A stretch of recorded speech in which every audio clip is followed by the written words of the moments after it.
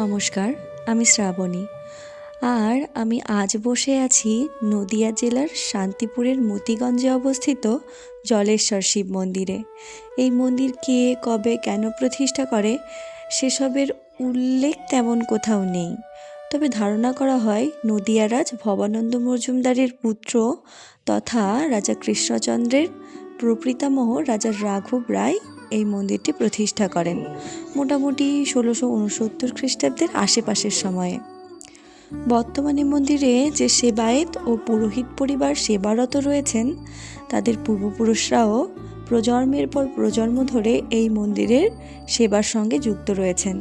তাদের থেকেই জানা যায় রাজা রাঘব রায় প্রথমে এই মন্দির প্রতিষ্ঠা করে নিজের নামেই নামকরণ করেন রাঘবেশ্বর শিব মন্দির।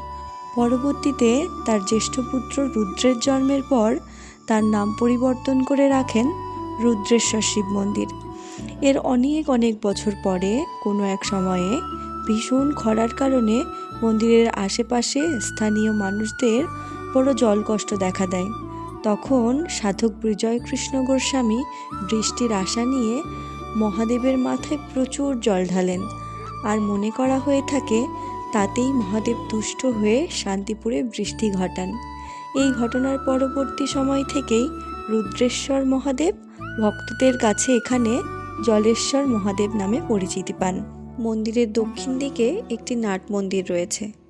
এই নাট মন্দিরটি মূল মন্দির প্রতিষ্ঠার বহু বছর পরে নির্মিত হয় বলেই মনে করা হয়। মন্দিরে বর্তমানে শ্রাবণ মাসের প্রতি সোমবার এবং শিবরাত্রিতে বিশেষ পুজোর আয়োজন থাকে। এছাড়াও নিত্য পুজোর ব্যবস্থা রয়েছে। কোনো ভক্ত যদি মন্দিরের প্রসাদ পেতে ইচ্ছুক হন সেক্ষেত্রে আগে থেকে পুরোহিত মশাইয়ের সঙ্গে যোগাযোগ করতে হবে। আপনি যদি মহাদেবের ভক্ত হয়ে থাকেন তবে একবার হলেও দর্শন করে আসুন জলেশ্বর শিব মন্দির।